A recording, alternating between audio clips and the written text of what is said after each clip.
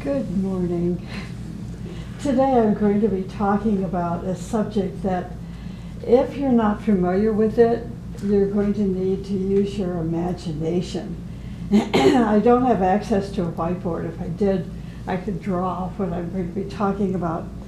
But we have good imaginations.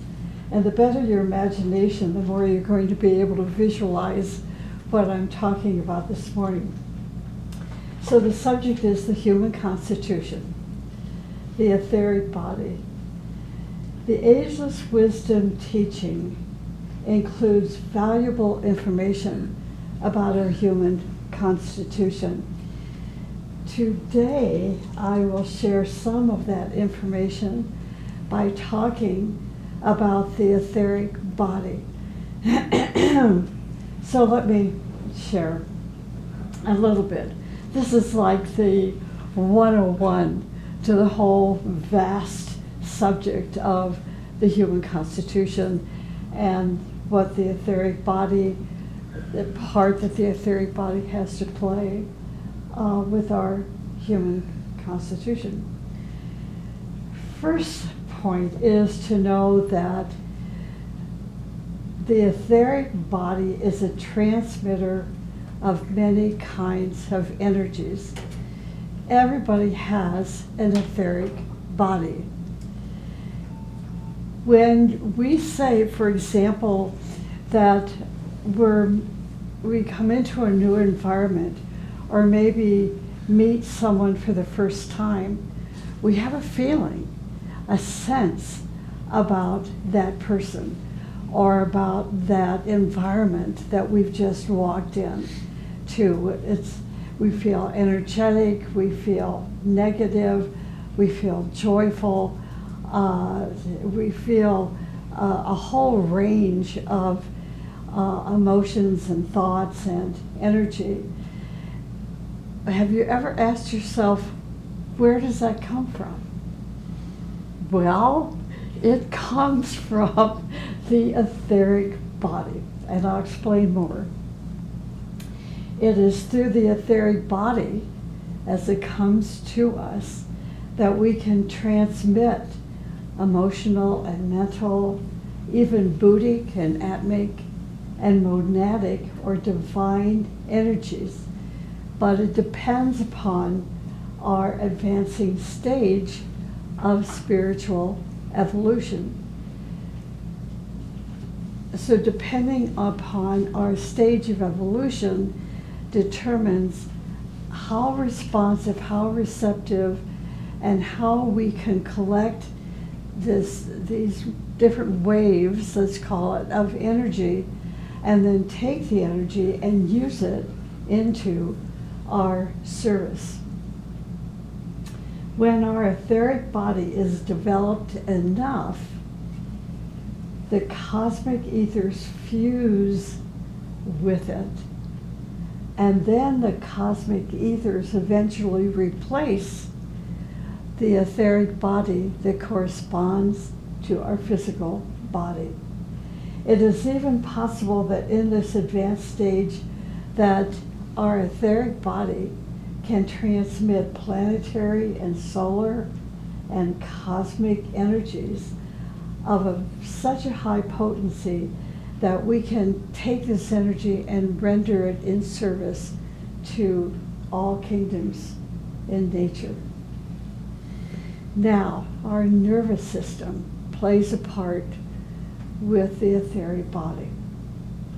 Our nervous system is the concrete manifestation of the etheric body. So there's the connection between our physical body and the etheric body. The connection is the nervous system.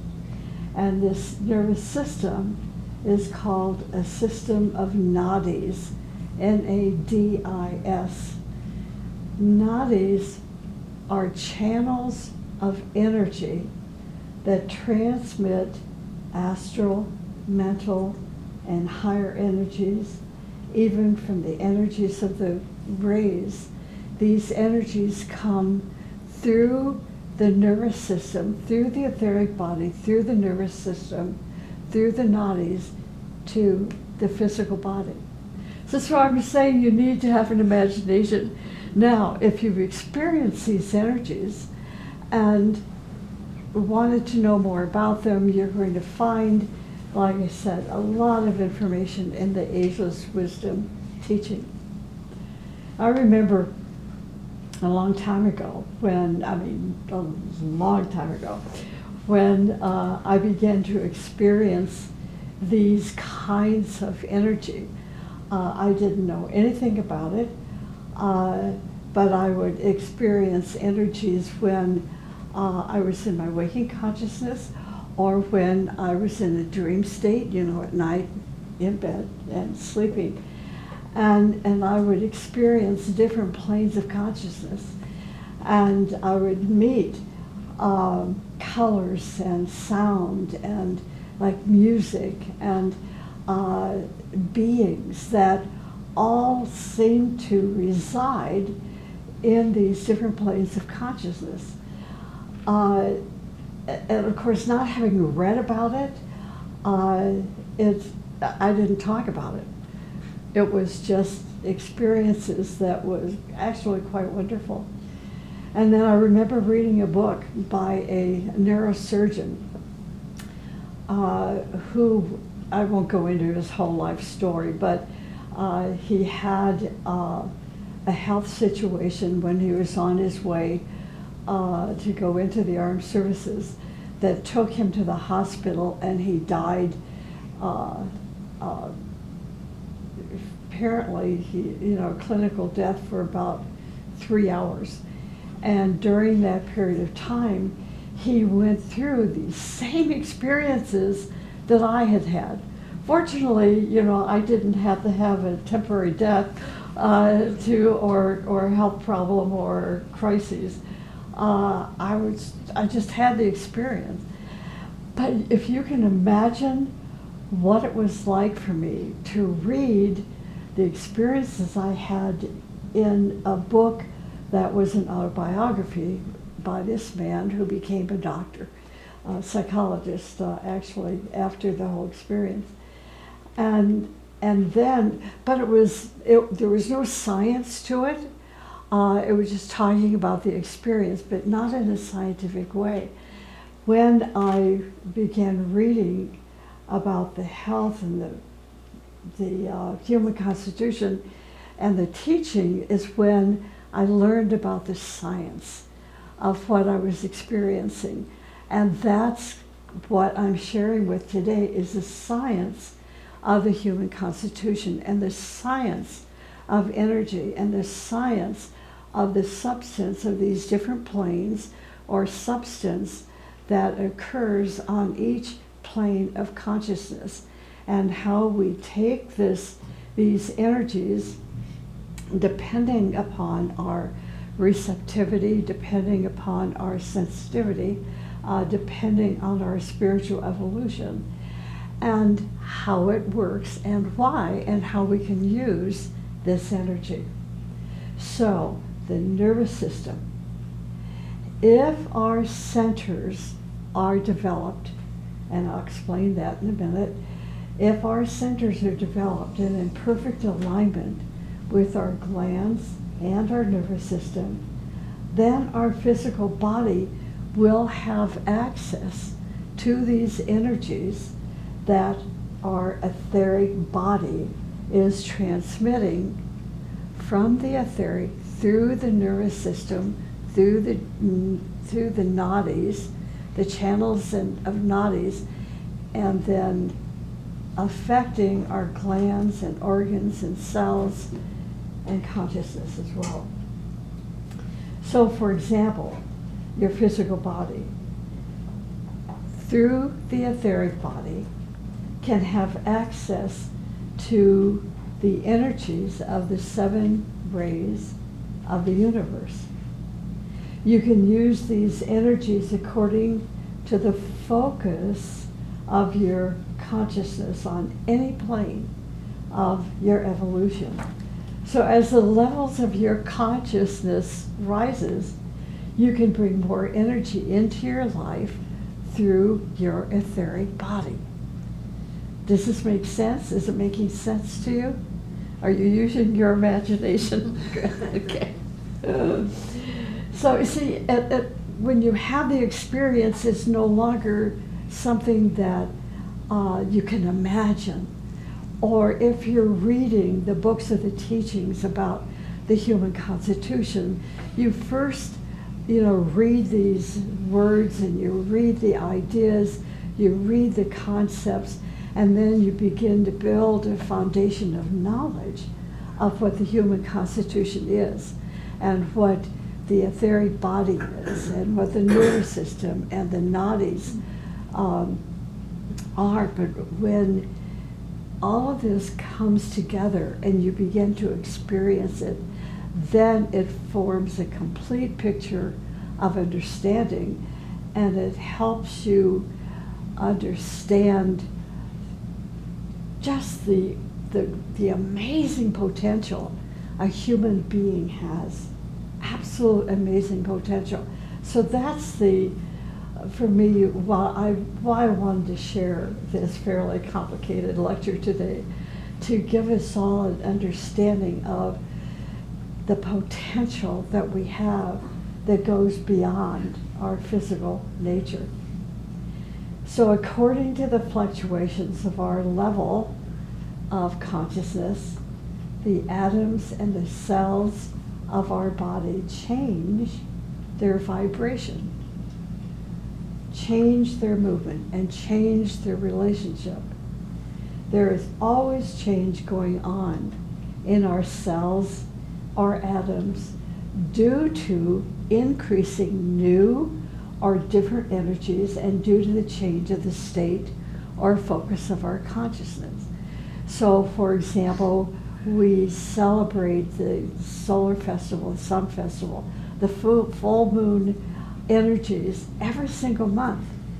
And there are books written about how the energies are different with each solar festival.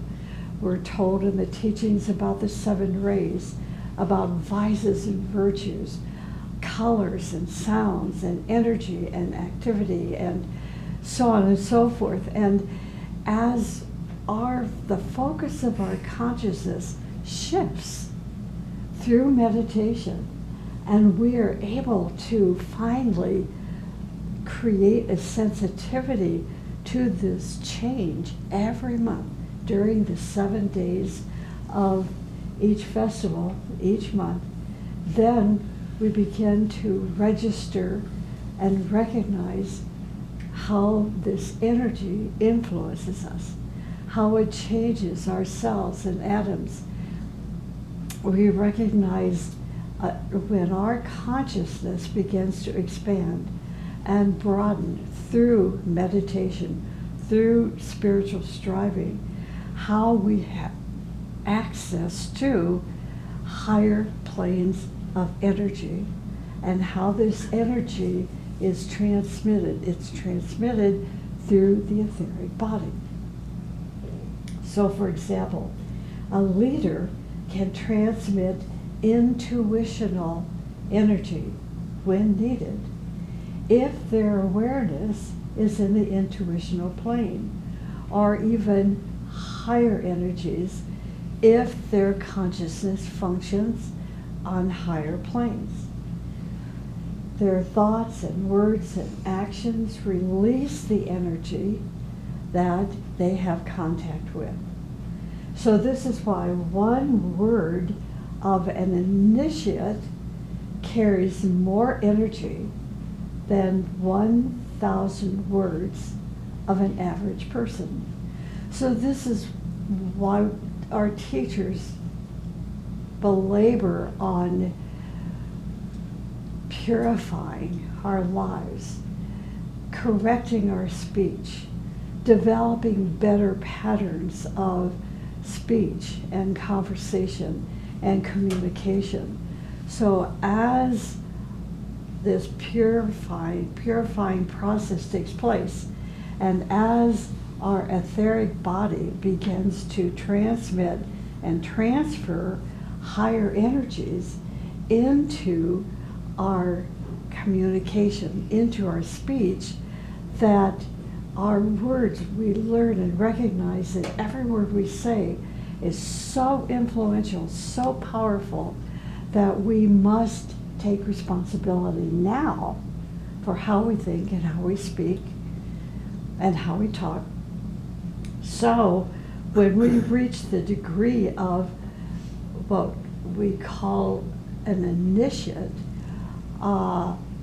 or an advanced disciple, or a master, we will choose our words very carefully, even when we're in the grocery store or when we're talking to a child. We will measure what we have to say, the words that we have to say, not necessarily even the word itself, but the energy behind that word. We measure it very carefully with the person we are talking with. Also, the negative words of an advanced person may cause more danger than the words of an average person. I was thinking back, and some of you that are listening to the YouTube today that studied with a great teacher, how the words of that great teacher are still with you. The quality, the tonality of that teacher's voice still rings in our ear. And not only that, the conversation, the teaching that took place seems to unfold in our own consciousness. When I remember with my own teacher, when he would get angry at me, it was a righteous anger. It's not the kind of anger we usually have, but he had this righteous anger, and he would use one word, and it literally would change my whole outlook or whole beingness or behavior or understanding with one word. It's just like I could feel it through my entire body. It had such power, such fire. I remember one day when, it was quite a while ago, and he gave myself and the White Mountain Group an opportunity to edit and publish one of his books to help us raise some funds to further our work. And so we were all novices. None of us were editors. I mean, none of us had published a book, but he felt like we could do it, and so we did. But we made mistakes along the way, and I'll never forget when he called me one day. And to get a phone call from him was rare in itself. He was so angry. He was so angry that I was shaking as his voice came across the phone. This is before cell phones, so that, that kind of phone, remember, you put it up to your ear and you had to talk into the other part of the phone. And I put the receiver out here because he was yelling so loud. To this day, I can tell you every single word that he told me, and if we didn't correct the mistake, what the result was going to be. Well, you might think, well, wasn't that harsh? I mean, here he is talking to a newbie.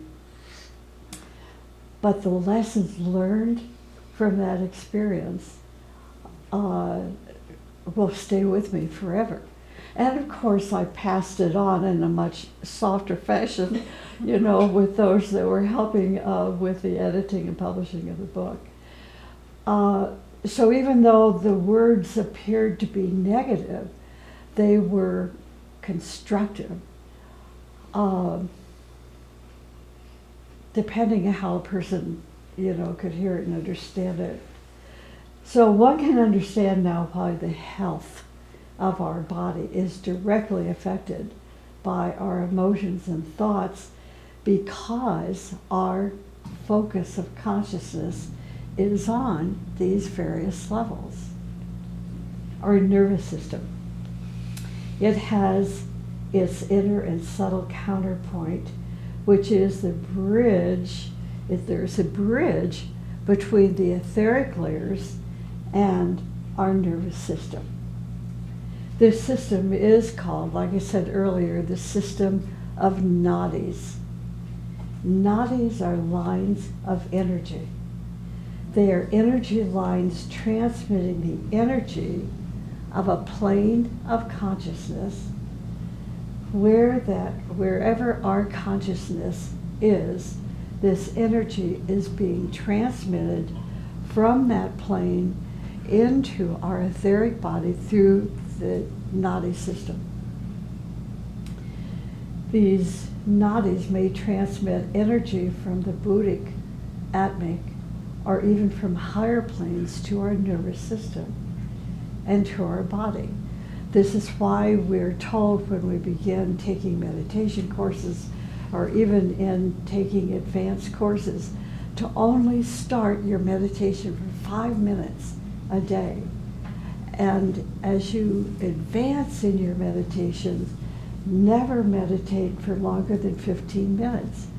It has to do with energy and the plane of consciousness that the energy is coming from through the etheric layers into the nadi system that goes into your physical constitution or human constitution.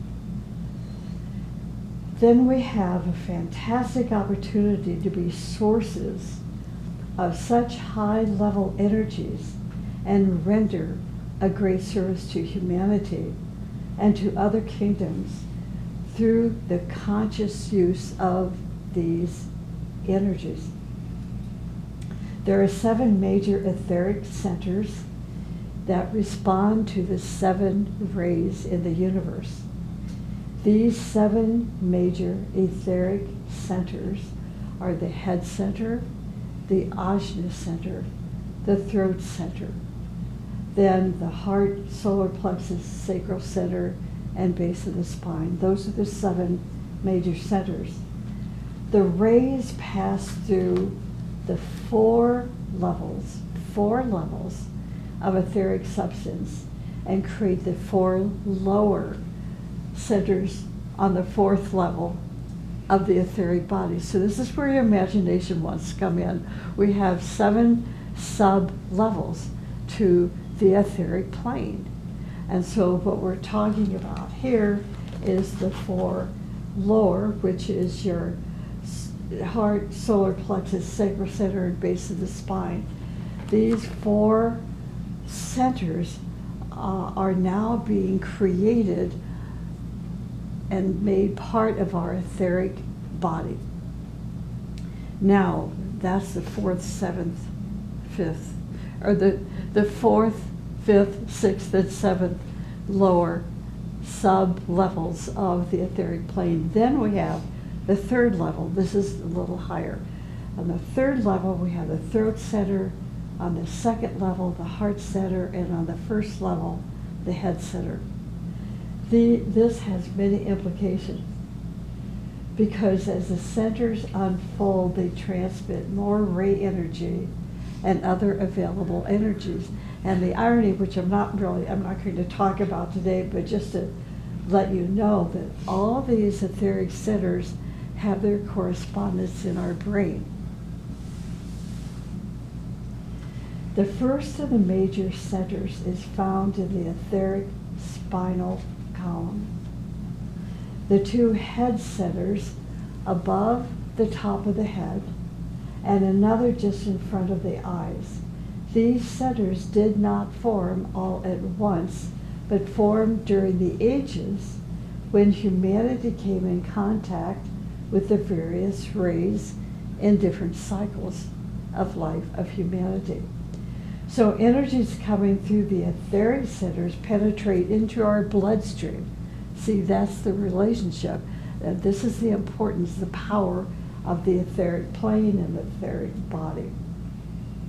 These energies come through the etheric centers, penetrate into our bloodstream through the ductless glands, and directly control their chemistry. So when we read words in in the teachings words like sublimation, or words like transformation, or words like transfiguration. These words represent different stages of our spiritual evolution and the unfoldment of our spirituality. And this unfolding process changes our blood chemistry.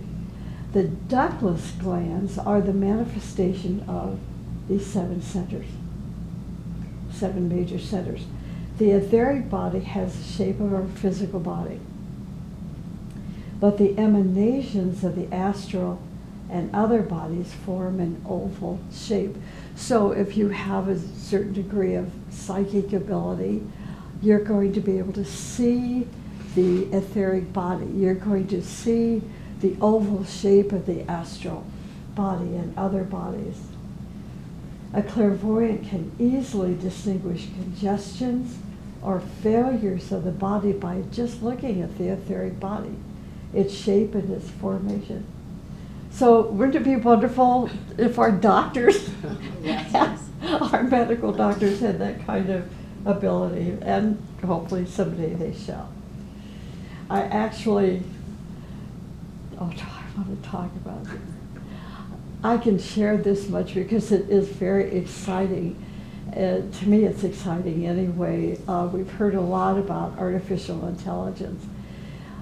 I've read enough and studied enough about artificial intelligence and where it's going into the future, that artificial intelligence at one point is going to have the ability to recognize and to sense and to see the etheric body, the astral body, and the other higher bodies, if we have developed them, and be able to read the energy in these bodies. That's artificial intelligence. So even though we've read a lot and heard a lot about the danger of AI and so forth, there's the good side. So it depends on our scientists, of what they learn and how they develop it. So if our doctors aren't going to learn how to become sensitive like this, perhaps then science through AI will speed up the process. So the teaching says that we have 7 major centers, 21 minor centers, and 49 focal points that are scattered all over our body. Between these centers are found many energy channels that connect them to each other. Now, imperil. Imperil is a word we read a lot about in the teaching of Agni Yoga. And it's defined in there that imperil is the result of irritation. Imperil is like a layer of substance that covers the nerves, this nervous system, and makes the system unreceptive to the energies coming from the nadis. The higher our focus of consciousness, the more abundant our life is.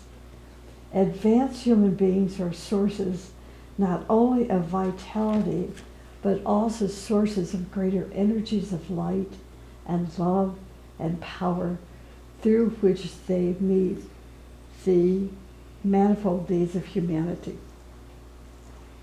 So the etheric body transmits the energy of as many bodies as our consciousness can penetrate.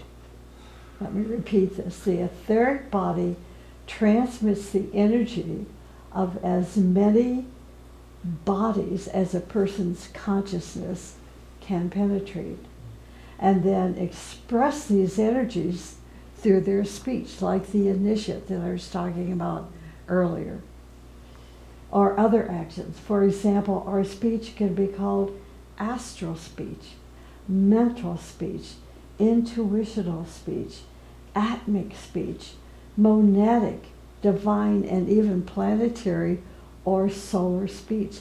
This is our future. This is what we have the potential of developing. This is why we come back into incarnation, to strive and to progress and to become greater and greater to help humanity evolve. The speeches given by Buddha and Christ and Shankaracharya were charged and transmitted from very high sources. It is also possible that astral, mental, intuitional speeches can be mixed. These different astral, mental, and intuitional speeches or substance behind the words of the lecture or speeches can be mixed to meet the audience's various needs and the needs of each person. So this is why we're saying we want to learn how to talk to a child. We want to learn how to speak to an ill person. We want to learn how to speak to someone we don't know but have a sense of who they are. We want to be aware of the impact and the power of our speech, and we can be if we're sensitive enough to transmit the energy coming from these different planes of existence through our lectures, through our conversation, day-to-day conversations. It is through meditation and through one-pointed concentration that we can discern the nature of a transmission and the source of the transmission. Meditation and one-pointed concentration. Excuse me. It is through intuition we gradually learn how to use different sources within ourselves and to deliver speech or conversations. For example, we see that Buddha and Christ were adepts of speech. See, people don't, average humanity doesn't think about this, right? They just don't think about it. This is why we come to the teaching and learn the science of the speech of the Buddha. We learn the science of the speech of the Christ. They were adepts of speech. Their speeches lasted centuries and will last for an infinite time. The power behind their speech is the source or the vehicle where their consciousness is focused. If your consciousness is focused on the divine, then you're going to transmit the divine energy through your speeches. It's all relative. The words used in our speeches do not really make a difference, but the energy source behind them does. 7 people can speak the same words, but deeper impressions come from those who have a deeper and higher access to higher planes. This is why some words remain in our consciousness forever, like that phone call. And others fade out in a short time. Some people, when they talk, they just, what do they call, chatty Cathy. And then later they say, well, didn't you hear me say? No. Because their words fade away. They're not of consequence. Some people put too much emphasis on spoken or written words. Of course, they are powerful, but the most powerful wisdom is sometimes transmitted by those who are outwardly in silence.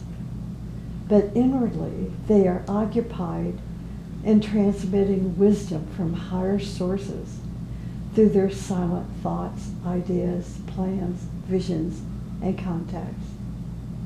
Those who are ready to receive such blessings can be charged tremendously. They formulate the charge and spread it worldwide to help the world proceed on the path of its conscious evolution. This is all done through the etheric network upon which we have control. So silence on a lower plane is considered eloquence in the higher plane. The deeper and higher your level of silence, the deeper and higher your influence. Remember the name, the silent watcher. The means of transmission are the etheric body, the nadis, the nadis system, and our glands. All these mechanisms must be as pure as possible for higher transmission. The formulation of transmissions is carried on by our consciousness. The formulation, how we formulate these transmissions, is carried on according to our consciousness, by our mental body and our brain. All great speakers who moved masses and generations of people had great attainments in these matters. Reading the books of the great ones helps us to build communication line with the thought forms of their teaching existing in the etheric computer. Concentrated reading builds the network of communication. Reading with deep understanding facilitates the contact. Reading with actualization helps the wisdom of the great ones to pour through our life. This is why we study the books. This is all electrical or etheric phenomenon. A person can scientifically utilize this method and see how they can expand their consciousness, build contacts with higher thought forms, even with the owner of the thought form. It's like when we read the books of Agni Yoga, we can make contact with the great teacher and experience a distinct transformation in our lives and a new actualization of our inner potentials. In the future, when the consciousness of humanity shifts toward the esoteric or inner values, the science of the etheric body will be taught to the universities to prepare leaders for humanity. Leadership depends on the ability to penetrate higher bodies, to transmit energy, to formulate energy, and to be sensitive to the needs of cycles. Well, I'm so out of time. Let me see. What do I want to jump over here?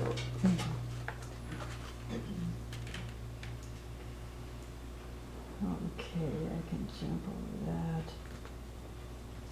See how the teachings of the Vedas, the Upanishads, the Bhagavad Gita, the Puranas, Kala Chakra, and Buddha in Christ are all gaining momentum as the number of sensitive people are increasing in the world today. The hard disk of the etheric body of the solar entity, listen to this is so cool. The hard disk of the etheric body of the solar entity has all that was spoken by the great ones. It's still there. The teachings will never be exhausted until humanity no longer needs them, but needs more advanced teachings. At present, some of the scientific discoveries result from the labor of those who are able to contact the nuclei of great consciousnesses. We are told that within the 21st century, we will have artists and politicians and economists who can contact the great nuclei of consciousness on higher spheres and planes and bring us new revelations in these three fields. We can see how human life depends on higher and higher communication with cosmic etheric planes. And this is what I have skipped over, talking about cosmic etheric planes because we don't have time for it. The simplest method to build communication and to start the journey toward infinite space is to learn the science of concentration, meditation, and contemplation.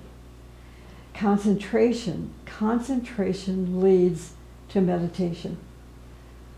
After your meditation reaches its highest point, then concentration is again used, but this time it is used in contemplation, in which your human consciousness opens like a lotus to absorb the sun. So in contrast to the former or first meditation, the concentration that leads to meditation, such a concentration has no object. See, our first stage of concentration always has an object. The second phase of concentration, as we're moving into the stage of contemplation, has no object to concentrate upon, but is an act of fusing with the formlessness of space. It is in such states of concentration, contemplation, that the more advanced individuality is born, built by the energies in the formless sphere and by the response of the human core. So let me close with some words by Master Moria.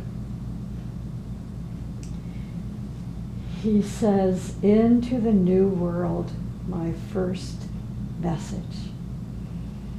You who gave the ashram, and you who gave 2 lives, proclaim. Builders and warriors, strengthen the steps. Reader, if you have not grasped, read again after a while. The predestined is not accidental. The leaves fall in their time, and winter is but the harbinger of spring. All is revealed, all is attainable. I will cover you with my shield. If you but tend to your labors, I have spoken. I am your bliss, I am your smile, I am your joy, I am your rest, I am your strength, I am your valor, I am your wisdom." So I must close there because we are out of time. I do hope that you listen to this lecture again on YouTube. The easiest way to understand it is to diagram and take notes. And perhaps later on, if I get some feedback from all of you, I'll give more information. I can talk more about the etheric body and about the human constitution later on next year.